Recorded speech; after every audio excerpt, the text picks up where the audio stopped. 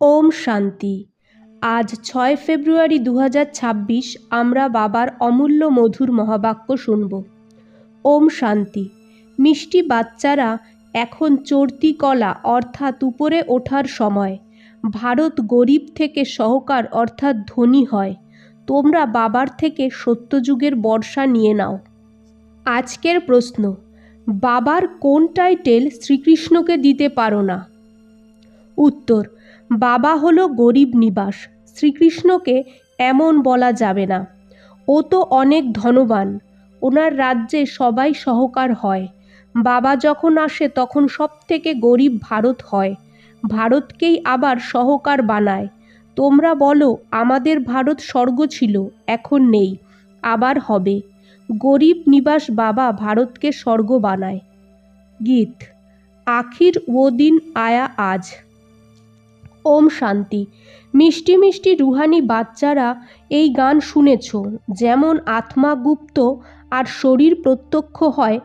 আত্মা এই চোখ দিয়ে দেখা যায় না, ইনকগনিট হয় অবশ্যই, কিন্তু এই শরীর দ্বারা ঢাকা থাকে।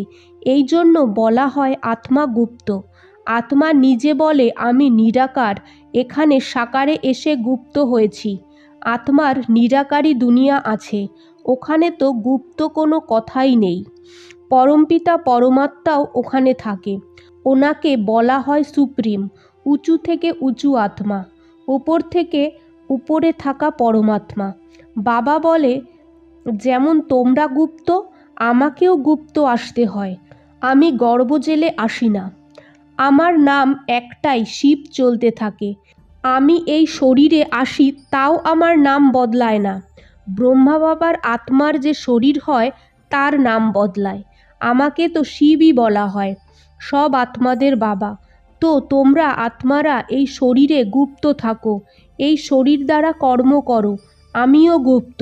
তো বাচ্চাদের এই জ্ঞান এখন দেওয়া হয় যে আত্মা এই শরীর দ্বারা ঢাকা থাকে। আত্মা হলো ইনকর্গনেট, শরীর হলো কর্গানেটো। আমিও হলাম অশরীরী। বাবা ইনকর্গনেটো, এই শরীর দ্বারা শোনায়। তোমরা জানো বাবা এসেছে ভারতকে আবার গরিব থেকে সহকার বানাতে। তোমরা বলবে আমার ভারত। প্রত্যেকেই নিজের স্টেটের জন্য বলে, আমার গুজরাট, আমার রাজস্থান। আমার বলার কারণে ওর মধ্যে মোহ হয়ে যায়। আমাদের ভারত গরিব এটা সবাই মানে, কিন্তু ওরা জানে না আমাদের ভারত সহকার কখন ছিল, কেমন করেছিল।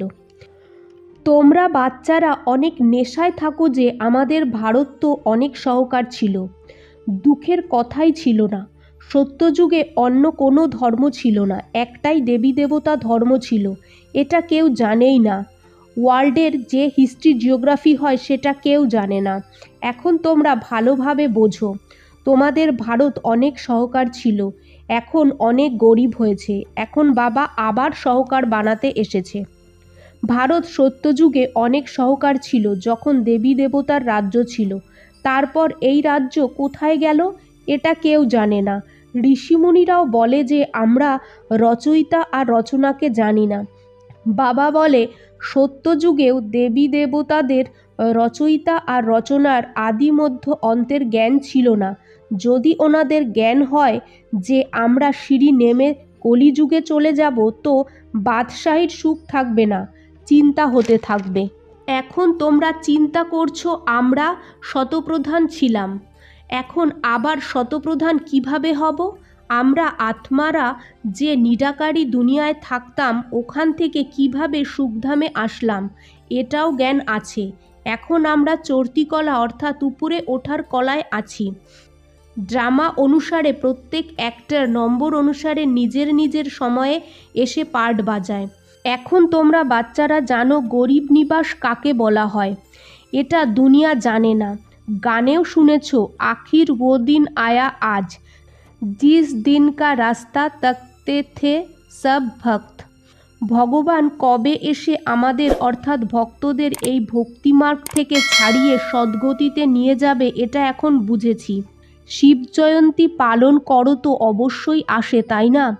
এমন তো বলবে না যে আমি শ্রীকৃষ্ণের শরীরে আসি, না। বাবা বলে শ্রীকৃষ্ণের আত্মা 84 জন্ম নিয়েছে, ওনার অনেক অনেক জন্মের শেষ জন্ম এটা। যে প্রথম নম্বরে ছিল সে এখন শেষে আসে। ততোত্তম, আমি তো আসি সাধারণ শরীরে। তোমাদের এসে বলি তোমরা কিভাবে 84 জন্ম ভোগ করেছ। সর্দার লোকেরাও বোঝে যে এক ওঙ্কার পরমপিতা পরমাত্মা বাবা হয়, ও আমাদের মানুষ থেকে দেবতা বানায়। তো কেন আমরাও দেবতা হব না? যে দেবতা হয়েছিল সে অবশ্যই দেবতা হবে। দেবী দেবতা ধর্মের তো একজনও নিজেকে ভাবে না। অন্যান্য ধর্মের হিস্ট্রি অনেক ছোট হয়, কারুর 500 বছরের, কারুর 1250 বছরের। তোমাদের হিস্ট্রি হলো 5000 বছরের। দেবতা ধর্মের লোকেরাই স্বর্গে আসবে, অন্যান্য ধর্মরা তো পরেই আসে। দেবতা ধর্মের লোকেরাও এখন অন্যান্য ধর্মে কনভার্ট হয়ে গেছে ড্রামা অনুসারে, আবার এমন করে কনভার্ট হয়ে যাবে, আবার নিজের নিজের ধর্মে ফিরে আসবে। বাবা বোঝায়, বাচ্চারা তোমরা তো বিশ্বের মালিক ছিলে, তোমরাও বোঝো বাবা স্বর্গের স্থাপনা করে, তো আমরা কেন স্বর্গে যাব না? বাবার থেকে আমরা বর্ষা অবশ্যই নেব। এতে প্রমাণ হয় যে এ আমাদের ধর্মের।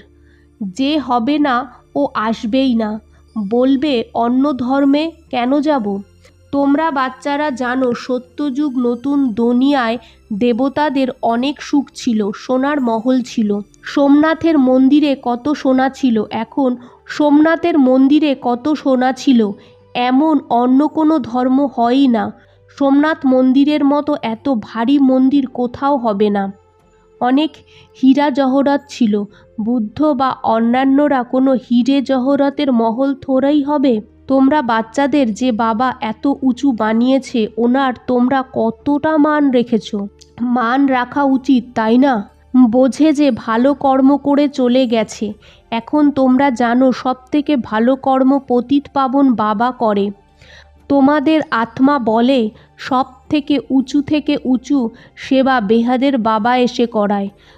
যে ভারতকে স্বর্গ বানায় তার মান এখন কেউ রাখে না। তোমরা জানো উঁচু থেকে উঁচু মন্দির গাওয়া হয়। তোমরা জানো উঁচু থেকে উঁচু মন্দির যাকে লুটে নেওয়া হয়েছে। লক্ষ্মীনারায়ণের মন্দির কেউ লুটপাট করেনি, সোমনাথের মন্দিরকে লুটেছে। ভক্তিমার্গে অনেক ধনবান হয়, রাজাদের মধ্যেও নম্বর থাকে। যে উঁচু সম্পদশালী হয় তাকে ছোট সম্পদশালীরা সম্মান করে, দরবারেও নম্বর অনুসারে বসে। তোমরা এখন জানো বাবা আমাদের পড়াচ্ছে, স্বর্গের স্থাপনা করাচ্ছে। তারপর আমরা নিচে নামতে নামতে ভক্ত হব। প্রথমে শিব বাবার পূজারি হব। যে স্বর্গের মালিক বানিয়েছে তারই পূজা করব। সত্যযুগে অনেক জমি থাকবে, প্রকৃতি দাসী হবে, ফল ফুল খুব ভালো পাওয়া যাবে। এখানে অনেক কষ্ট করেও মানুষ অন্ন পায় না, মানুষ অনেক খাওয়ার কষ্টে মারা যায়। তোমরা বাচ্চারা জানো যে আমাদের পাবন থেকে পতিত হতে 5000 বছর লাগে। এখন আবার ঝট করে বাবা পতিত থেকে পাবন বানায়, উঁচু থেকে উঁচু বানায়। বাচ্চারা বলে বাবা আমি তোমার। বাবা বলে বাচ্চারা তোমরা বিশ্বের মালিক। এখন বাচ্চাদের বুদ্ধিতে সারা চক্রের নলেজ আছে। তোমরা আত্মারা এখন শিক্ষা পাচ্ছ। আমরা আত্মারা 84 জন্ম নেই। 84 জন্মে 84 মা বাবা অবশ্যই পেয়েছি। সবাই তো 84 জন্ম নেবে না, তাই না? শাস্ত্রতে তো তোমাদের তাও 84 লক্ষ জন্ম বলে দেয়। আমাকে তো সবার মধ্যে বলে দিয়েছে। ভারত এখন সব থেকে গরিব। আমি এখানেই আসি। এই ড্রামা তৈরি করা আছে, এতে কোনো পরিবর্তন করা যায় না। ড্রামা যেটা শ্যুট হয়ে গেছে সেটা হুবাহু রিপিট হবে, এতে কোনো পরিবর্তন হয় না। ড্রামা মানে ড্রামা। ওটা হলো হদের ড্রামা, এটা হলো বেহাদের ড্রামা। এই ড্রামার আদি মধ্য অন্তকে কেউ জানে না। তো গরিব নিবাস নিরাকার ভগবানকেই মানব, শ্রীকৃষ্ণকে নয়। শ্রীকৃষ্ণ তো ধনবান সত্যযুগের প্রিন্স হয়।